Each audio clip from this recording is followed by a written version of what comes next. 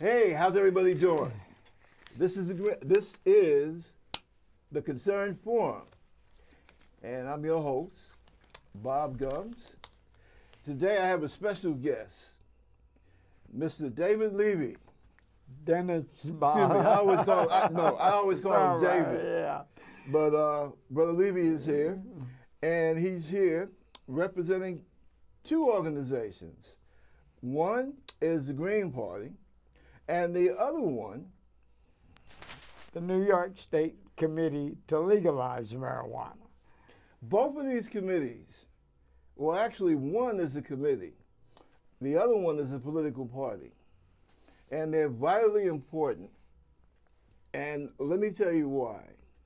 Because, you know, in the beginning, I always go through my little spiel because I think it's important that the public, you the public, know exactly what I'm about and where I'm going.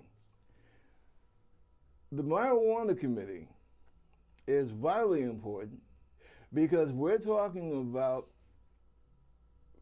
freedom to basically do what you feel that you want to do without injuring your fellow citizen.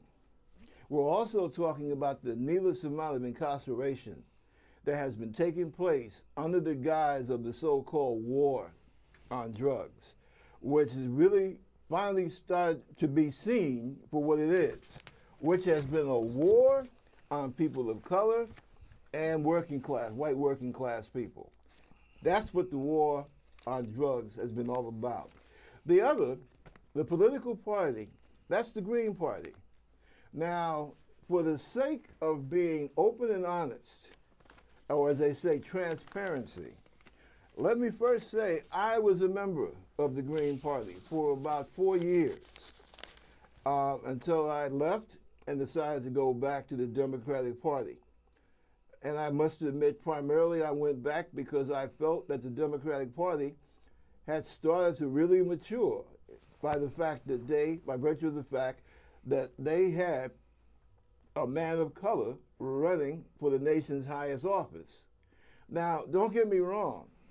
I didn't go back to the Democrats because of what Barack Obama was. I went back because of who he is. In other words, I saw that in comparison to the people that were running against him on the other side, I felt at that time that he had the intellectual weight and wisdom to be president of the United States.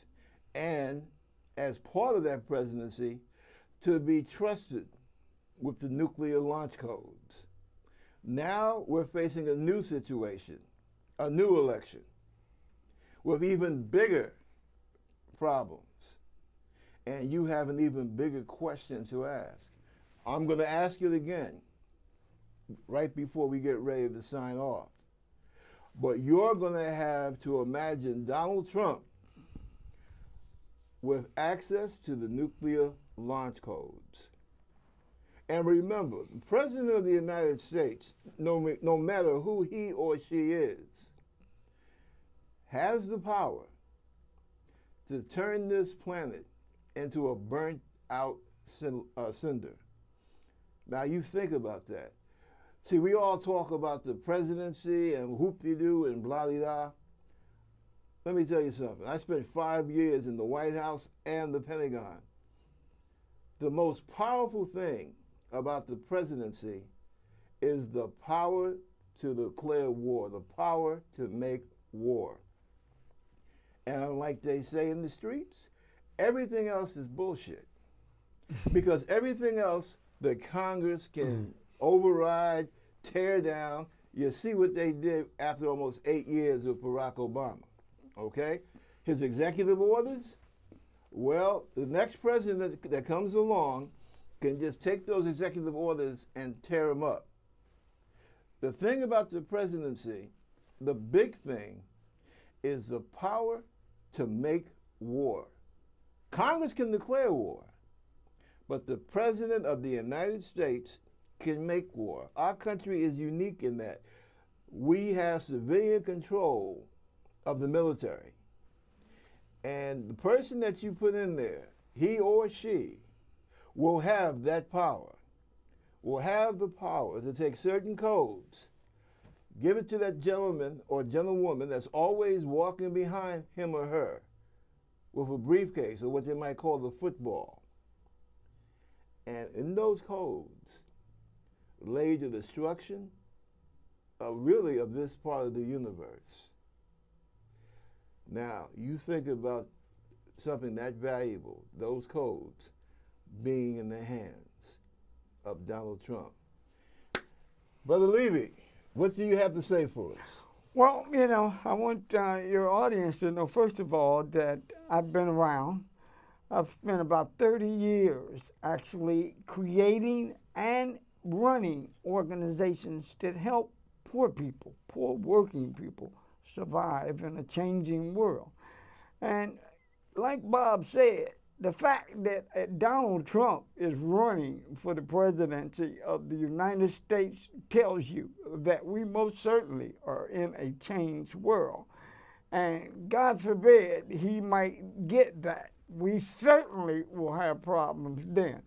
But in any event, I've started organizations that range from actually setting up HIV and AIDS organizations that educated people that were at most risk how to practice safe sex and avoid coming up with HIV and AIDS.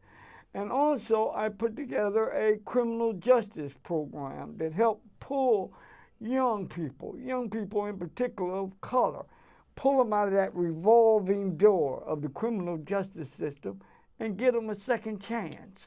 That program is still working today. A friend of mine still runs it, and I'm happy that we're able to actually save some of our young people who've got caught in that revolving door where they just go to prison, don't make any changes in their life, come right back out, and go back again. It's a revolving door. What we were doing is just pull them out of that, put them in a program and give them some options. They can go back to school.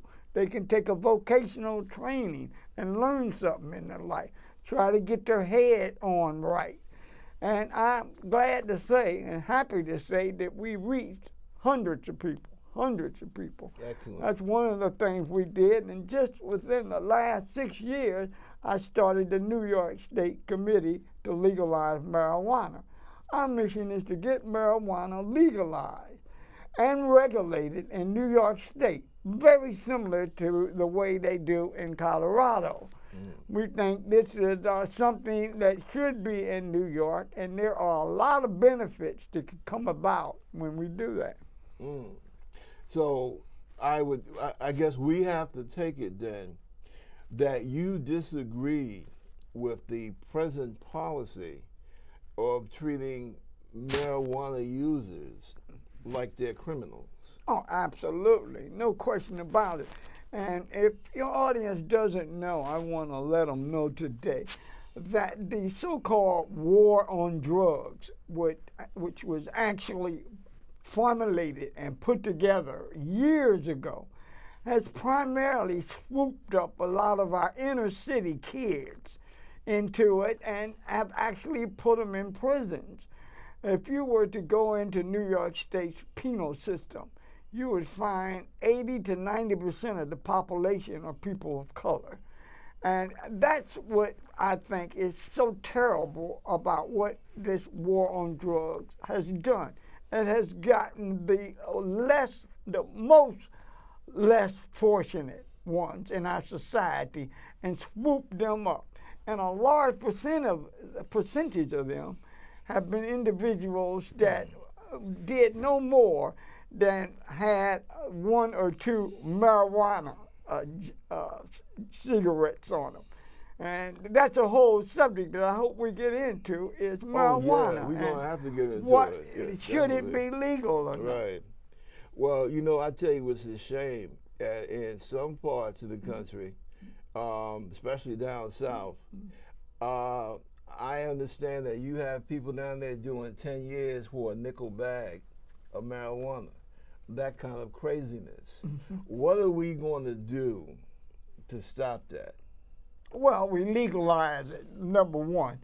And along with legalizing it, we have to actually bring home pardon those individuals that are currently incarcerated for marijuana, one bag, as you say, pardon them and allow them to come home, and then expunge their records from any kind of criminal record that's pertaining to marijuana, either possession or selling.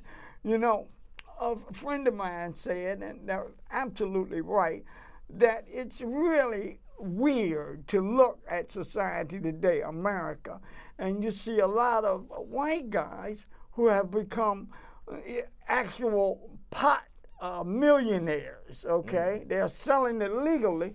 And then we understand that on the other hand, we have a lot of young people of color who's in prison for selling the very same plant that is now making people millionaires. Something is definitely wrong with that picture.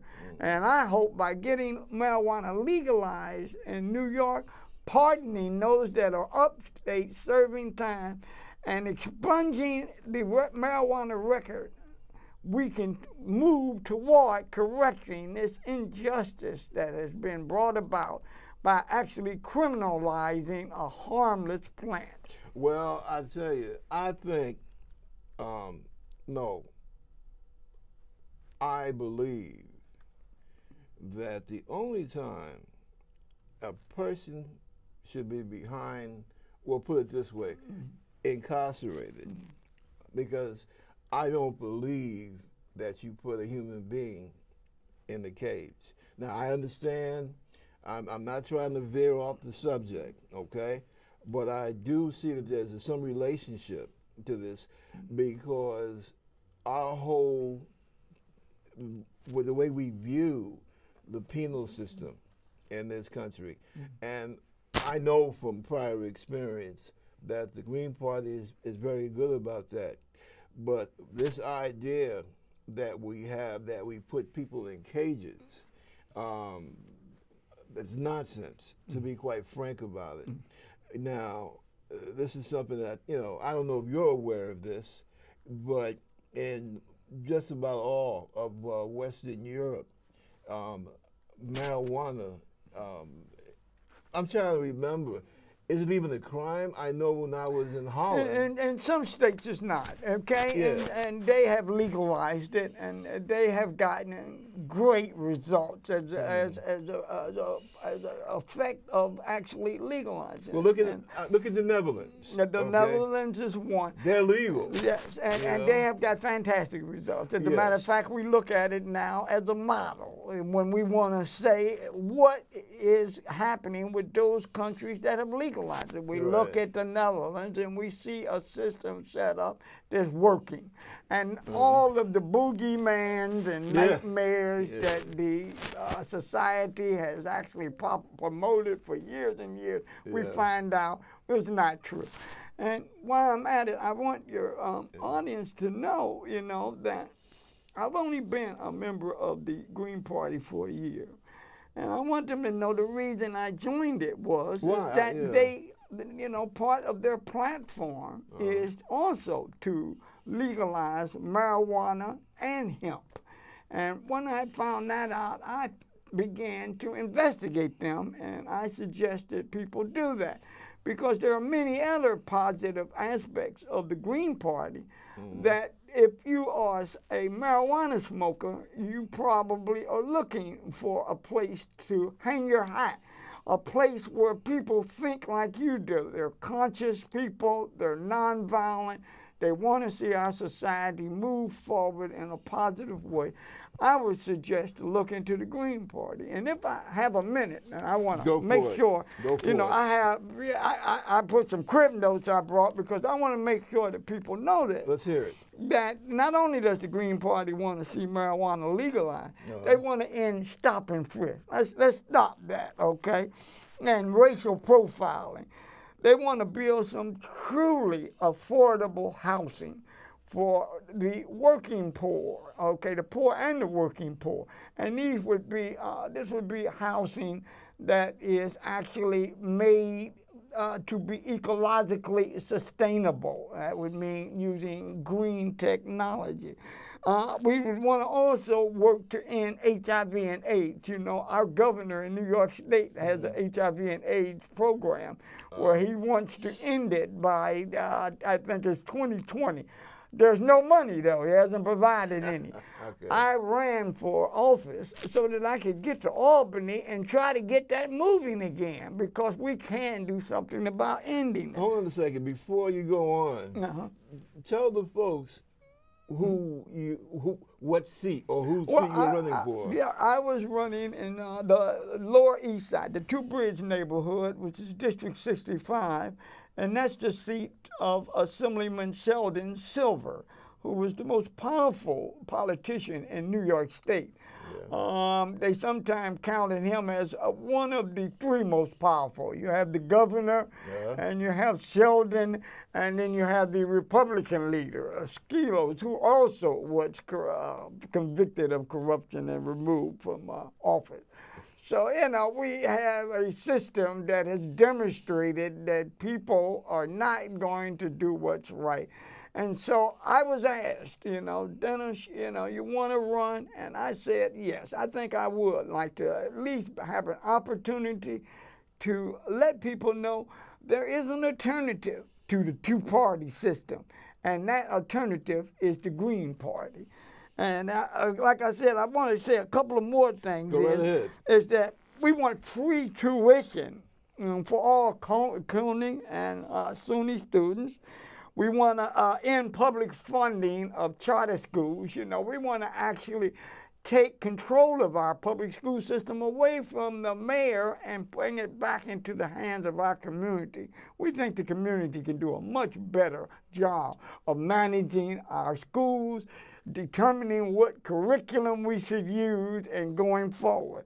And also, we want to actually move away from fossil fuels, move away from that to cleaner solar energy like the sun, wind, and water. All of these clean energies, because the fossil fuels have polluted our society so bad that you can hardly walk down the street without coughing and sneezing with the fumes in the air from gasoline. So we want to move away from that. And one of the ways we wanted to start right out was just to have the government electrify public transportation like buses and cabs.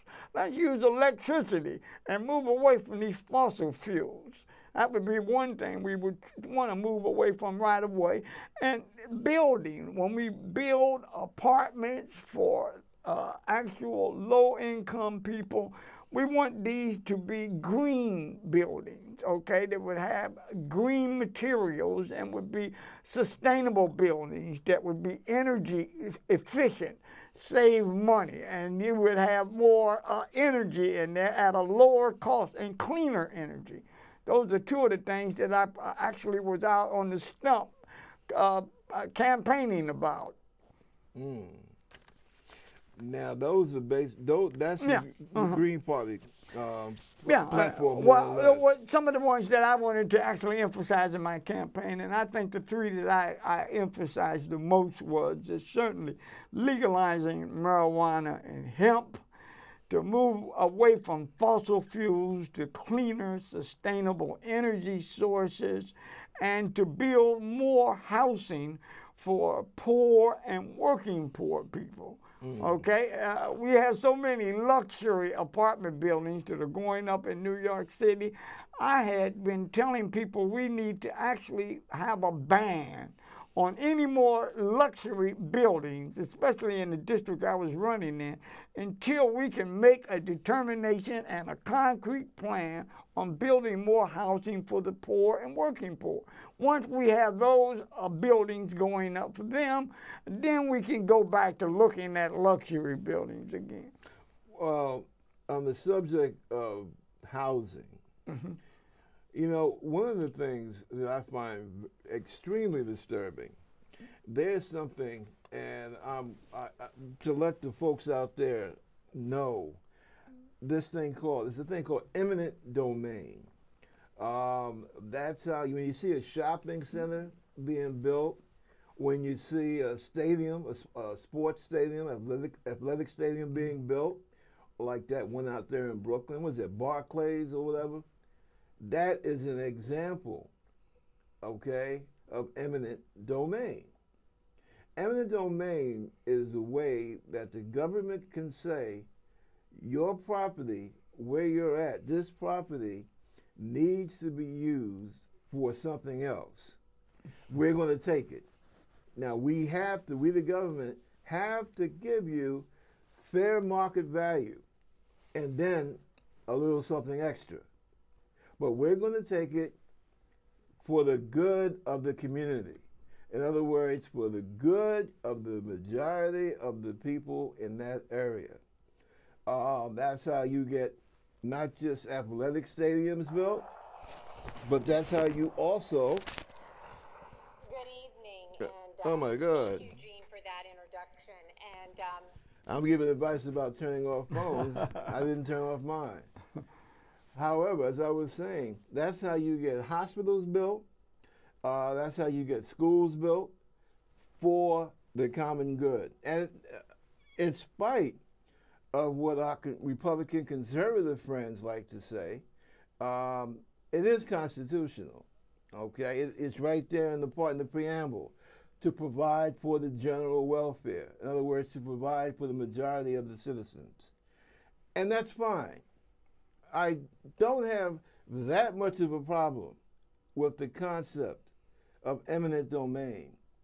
But what we do have a problem with is the fact that when you have a housing emergency, such as this, buildings, you can see it up there on 114th, 115th, 160th, 115th, 114th Street, block after block, empty housing, just sitting there.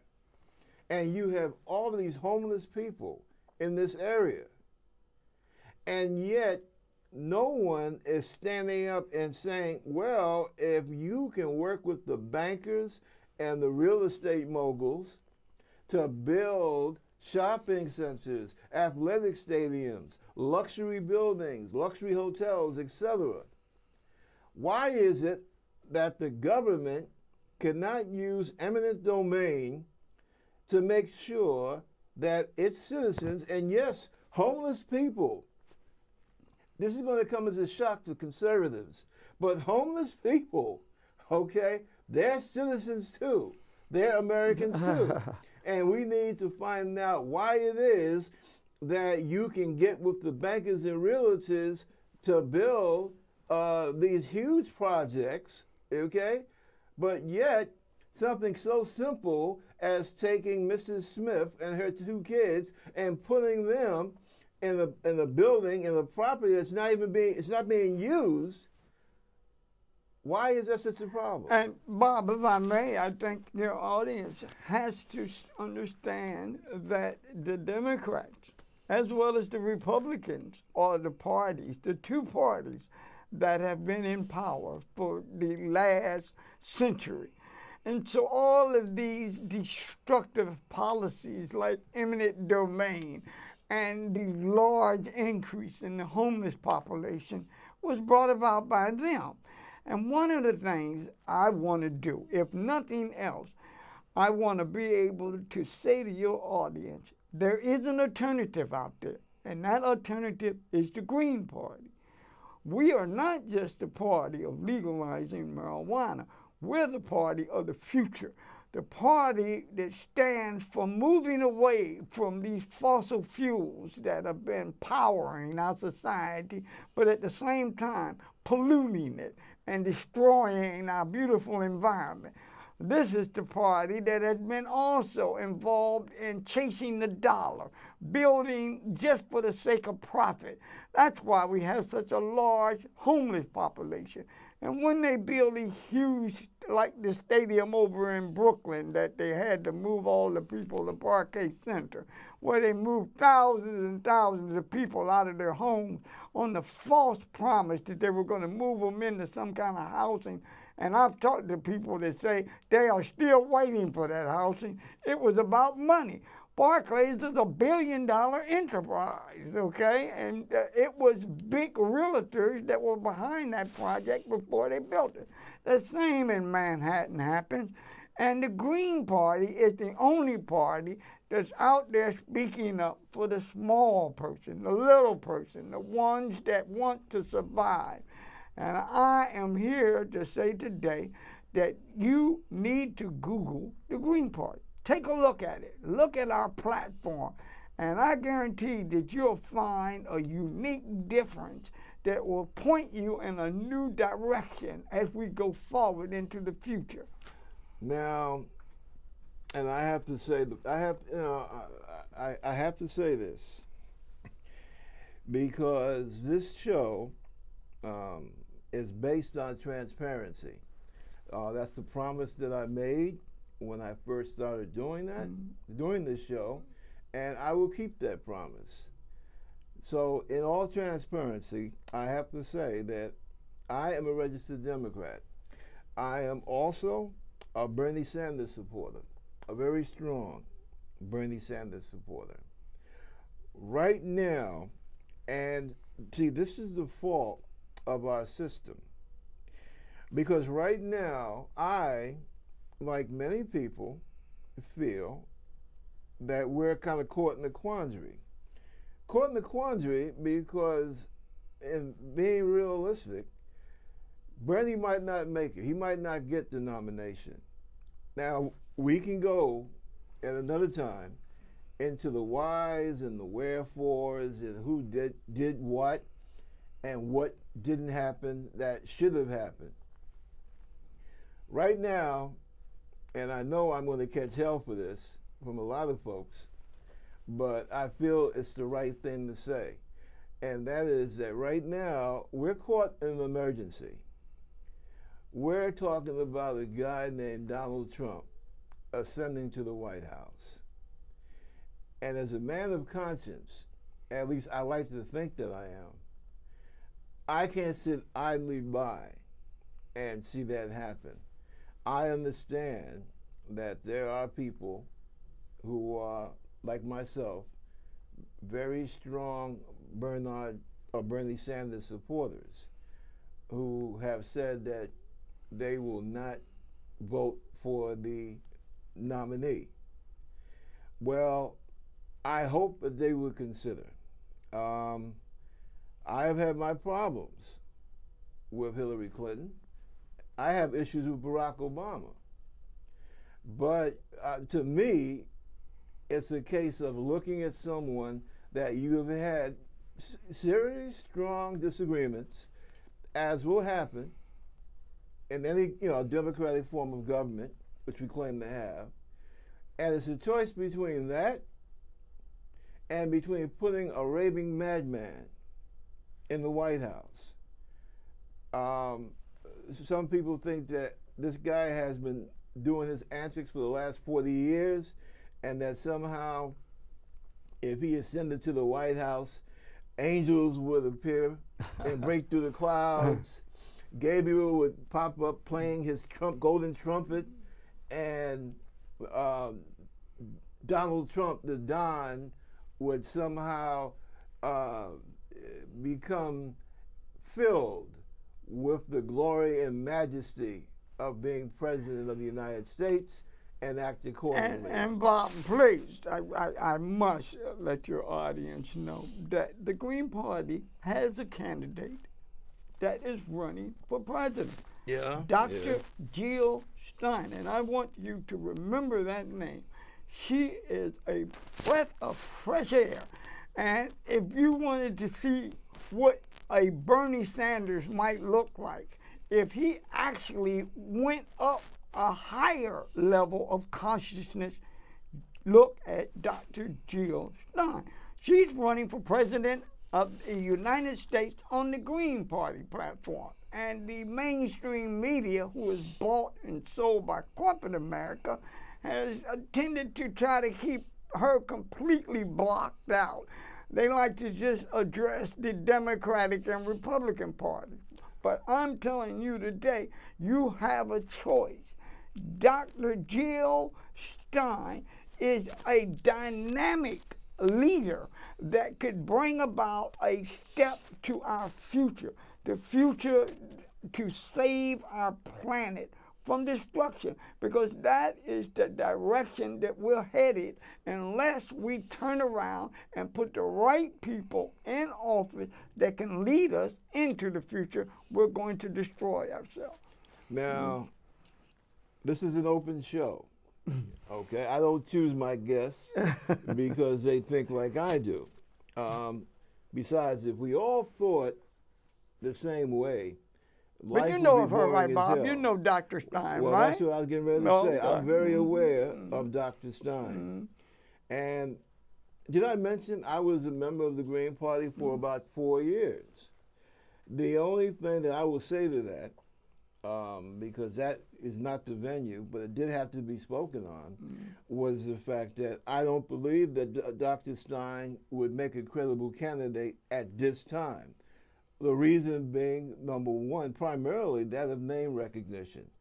The Green Party, for whatever reason, they don't come out in the intervening years between presidential elections.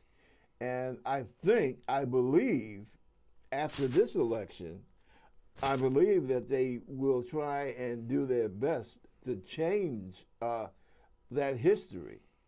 But for right now, we have 3 players. That's what the American people are seeing. And looking at it on that level, like I said, I'm praying for a miracle that Bernie Sanders wins the nomination. But in the event that he doesn't, I spent too long in the military. Well, there is rumors that the Green Party is trying to contact Bernie, and I hope that takes place. I think that Dr. Jill Stein and Bernie Sanders would make a fabulous partnership if they were to come together. There are many elements of Bernie Sanders' campaign that are similar to the Green Party. We understand and that. we need to know that. And I want to respond to one thing you said, and that is that about the Green Party not asserting themselves and promoting themselves at some point. That's right. Well, that's exactly what I'm trying to do. And my example is what other people can begin doing, and then they can be an example, and we can begin multiplying, and we can get our word out there. The thing is that we cannot continue to rely on either the Democrats or the Republicans, thinking all the time in our mind this is the only choice we have between those 2 parties. No, we have more choices, and I'm saying today that the Green Party is a viable other choice for us. The Green Party, as it stands right now, okay, and that's one of the reasons why I went back to the Democratic Party, because the Green Party could be a viable option in New York City, even in New York State. Right now, I just don't. I put it to you like this. I've been watching politics and being involved in it since I was 5 years old, because of my parents. And they were both Republicans. But that was a different Republican Party. You know, these people now are maniacs, psychopaths, many of them. Well, wouldn't you say the fact that Donald Trump has gotten as far as he did and has, says that it is an opportunity. Any candidate can come out there and break through, as they say. And I'm saying right now that my effort in bringing up Dr. Stein, Jill Stein, it's just one voice, and yours could be a second voice, and then it can multiply. Just like you see a lot of these so-called Donald Trump people coming together behind him in his, I have to say, racist platform. Unfortunately, in this country, and like I said, my heart is with you. Believe me, my heart is with you. But for right now, for this emergency, we have 6 months until the election. And to me, and from a practical point of view, it's just not enough time. However, I do believe that after this election, I think that people will finally be more open to the idea of having 3, 4, possibly even 5 more parties. I don't understand. That's something else I've never understood. And it just kind of goes along with what you're doing in terms of your fight for the legalization of marijuana. Why is it in America that we're basically saying that we're not as smart in government as Europeans are, Western Europeans are?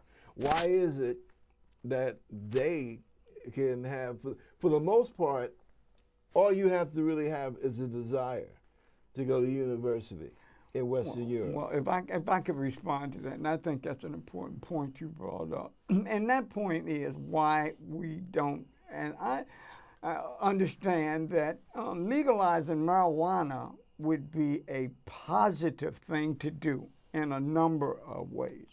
Number one, I want people to understand that a lot of people do see marijuana, cannabis as it's actually known, is a recreational substance. And when you compare it to other substances that are used for recreational purposes that are legal, you can immediately see that the government itself has been the main instrument of the falsehood and misinformation that's been promoted. For example, if you were to put right in front of you tobacco and alcohol and then marijuana, and just think about it yourself. On the one hand, you got tobacco, which is so dangerous that even the government had to force the tobacco industry to put a warning on the side of their product saying this can cause death or will cause death. Now they have on there. That's one choice you could take. Then you have alcohol. There are thousands of people every year that are killed being drunk in automobiles. And it seems like every time you hear of a domestic situation where one of the people, the spouses, has gotten hurt or killed, you'll find that somebody has been drinking alcohol. But on the other hand, when you check for marijuana, you don't see that. It's a harmless plant. And it has been investigated and found to be harmless. And so we could say that if we could move these two substances away and just focus on marijuana, I think we would have a far happier and peaceful society. My God. You said that one time before, and you have said it better just now. I have never heard that put so well, okay?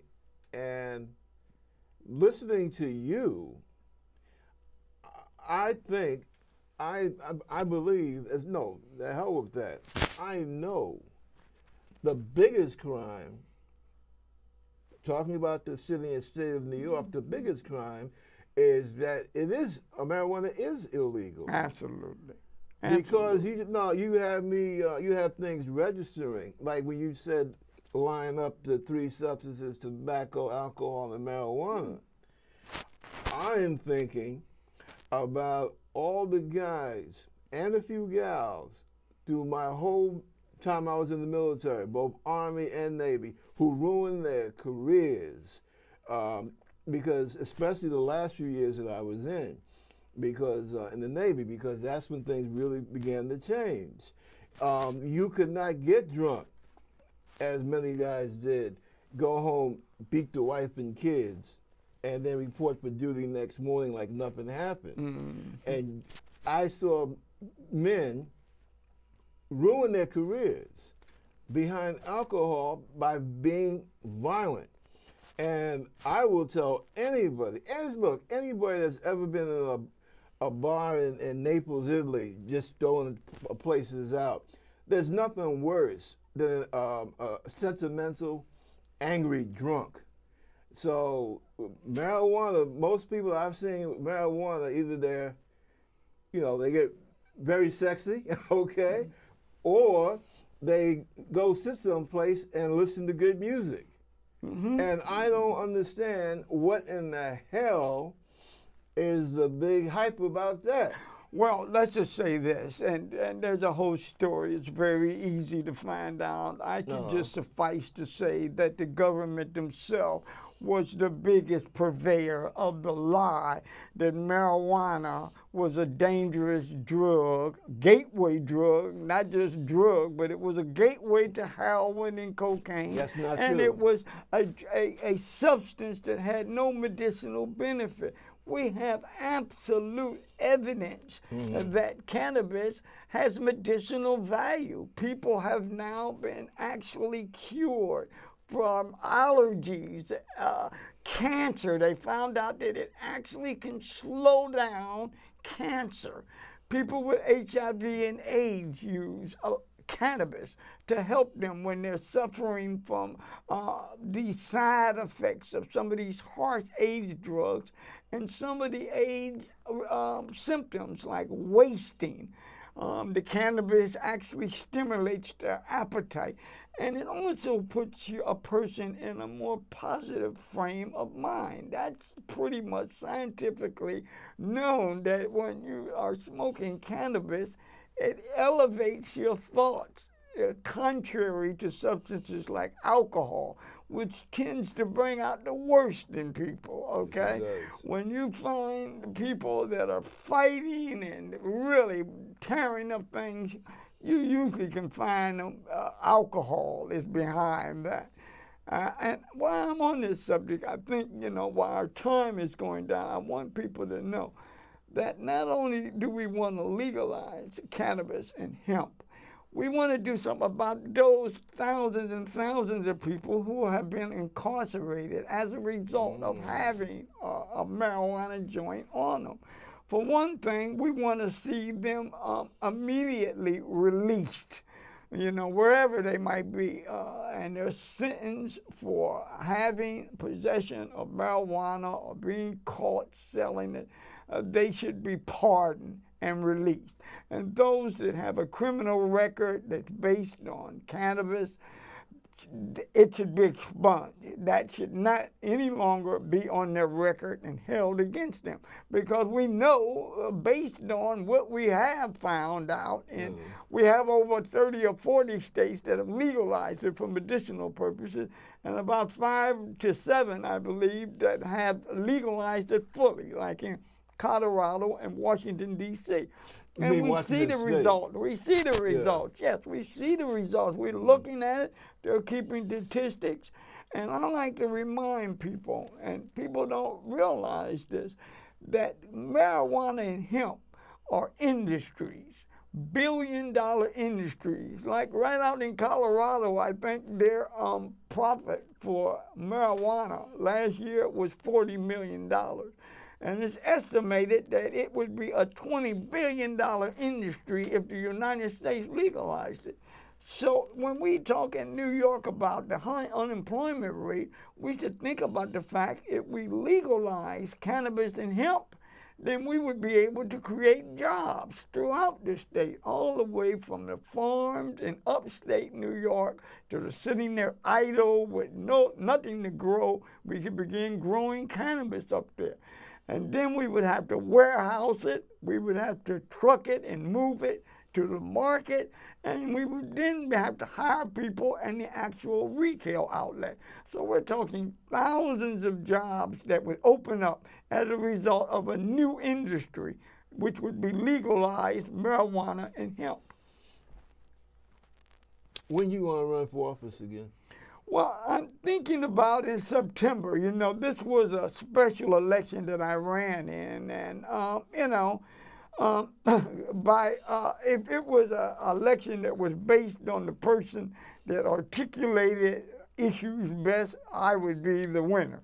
But it was based on the fact that even though Silvers has been convicted and sentenced to prison, he still controls his party in my district.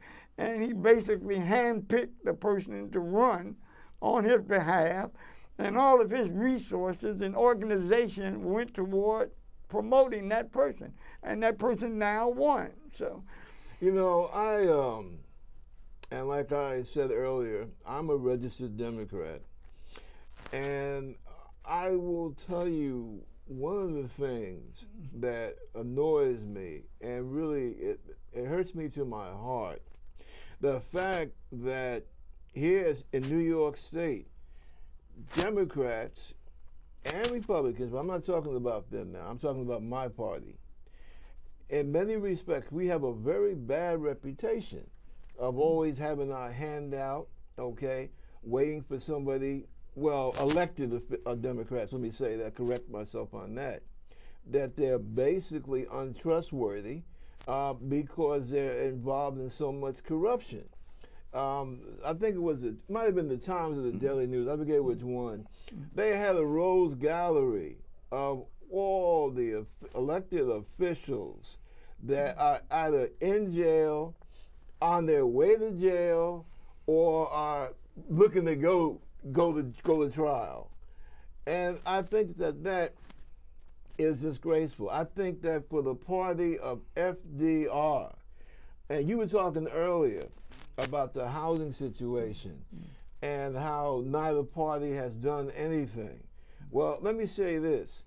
As far as I'm concerned, I'm not going to speak for the Republicans because I'm not one of those. But as far as being a Democrat, as far as I'm concerned, you haven't had a Democrat that actively stood out and fought for housing for low-income people since, one, FDR, because remember, he was also the governor of New York before he became president, and Adam Clayton Powell. And that's the last two. I know some people might say Charlie Rangel.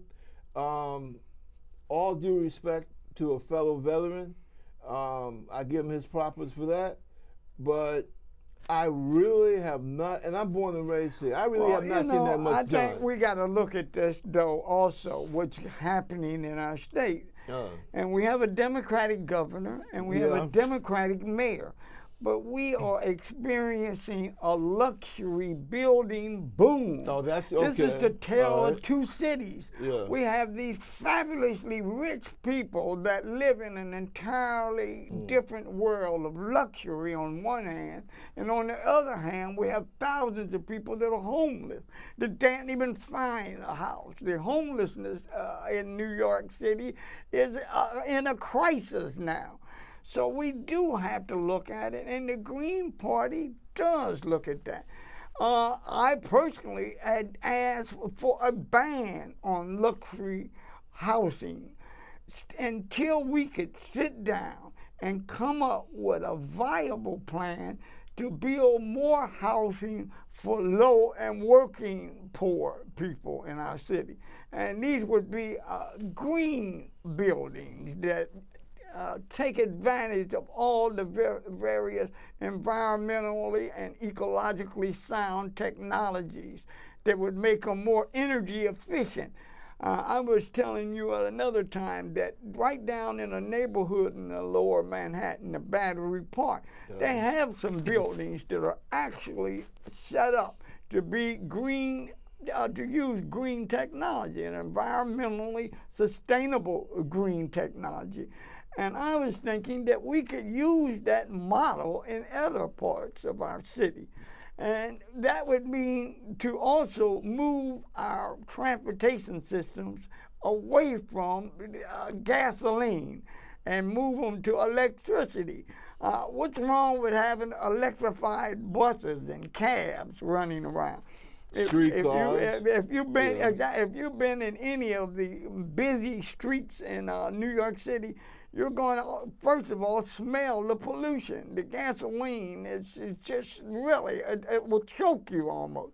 And we have an uptick in allergies and different illnesses that are brought on from breathing problems in the lungs and so forth. So we in the Green Party definitely want to start that process of moving us away from these fossil fuels to more sustainable and clean energy. Let me ask you something. If you don't want to answer, I can respect that. Right. Wouldn't you say that one of the reasons why we're having these major problems in terms of people not being able to afford to live, the pollution from the fossil fuels literally killing us. Wouldn't you say that to a certain extent that is a problem of modern capitalism? Yes, absolutely. Absolutely. Oh, absolutely. And, the Green Party, if you probably remember, is based on eco-socialism. And that's actually looking at the ecology and from a socialist standpoint. And I think that is the way forward for us, okay? Because those two ways of addressing the problems in our world is the way to go forward into a cleaner and healthier society. And if we don't go in that direction, I'm afraid that this planet is doomed.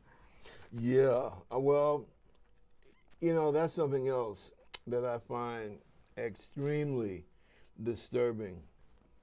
See, this is what I embrace what you and the Green Party are saying, the same way I embrace what Bernie Sanders Come on back saying, home, brother. Come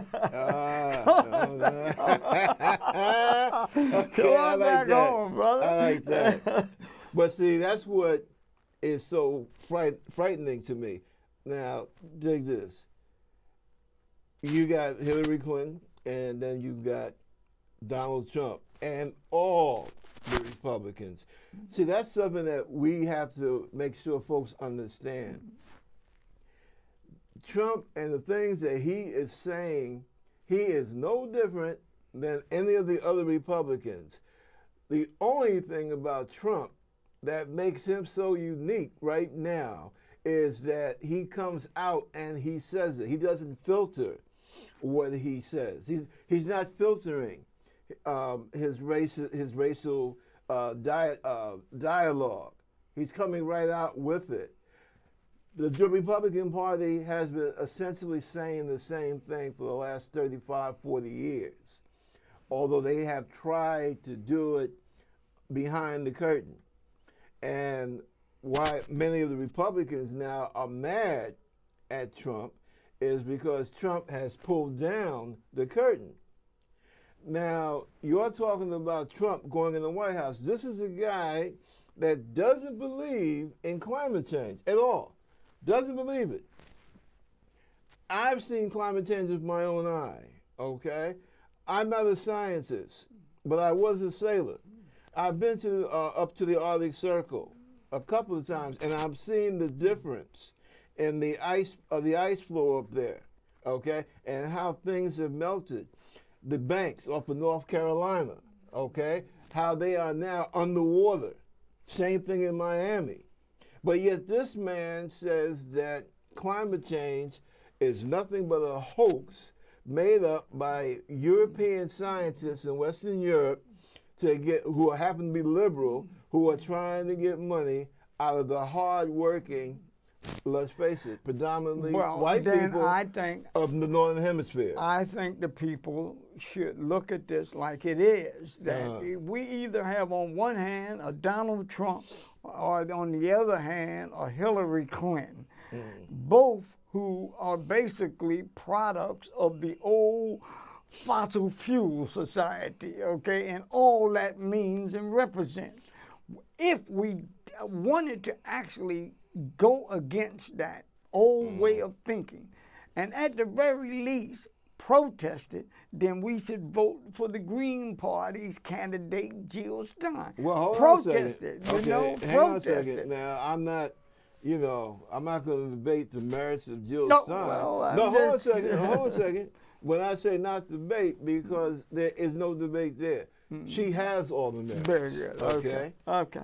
She's my I'm girl. glad you said that. Unfortunately, well, you know how I feel about this coming election. Okay. Now, in Hillary's favor, I have to say that she is in trouble in West Virginia because of the fact, the way that she puts things. I understand how people got angry, but she basically talked about closing down all the coal mines for sustainable, basically for fresh, sustainable energy.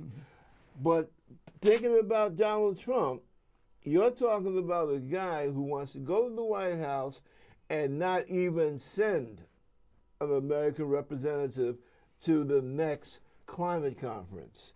See, this is the kind of mentality that we're dealing with. But see, let me ask you this also.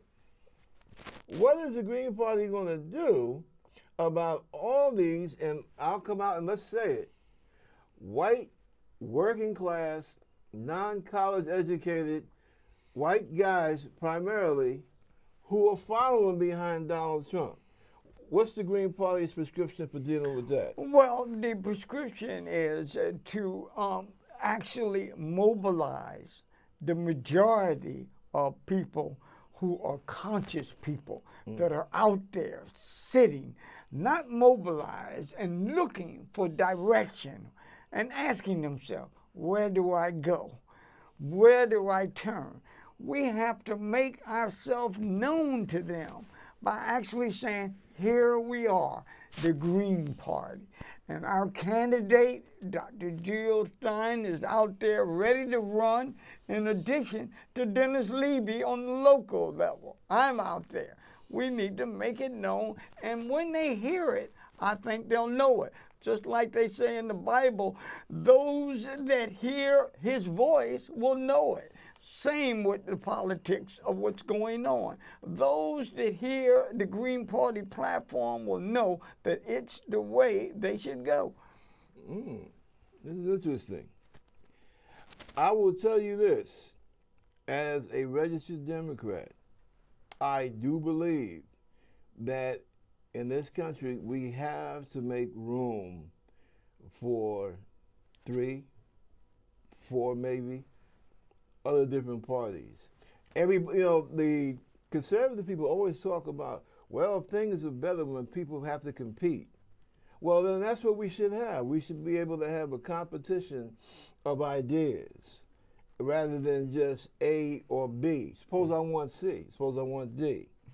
And if I happen to be A, I'm going to do everything I can to get myself up to the level that people will choose me instead of C. But as our time grows short, I want to say that this has been one show that I found to be, I think that it was extremely informative. And I think that what it also does, I think it makes people recognize that they have to be involved. And more importantly, they have to be aware. And can I please say that a winner never quits and a quitter never wins. I use that philosophy. And no matter what has happened in this election I was in, you can bet. Well, ladies and gentlemen, I hear what you're saying, my brother. We thank you and have a good afternoon. That was good. I don't know if it's better than the other one.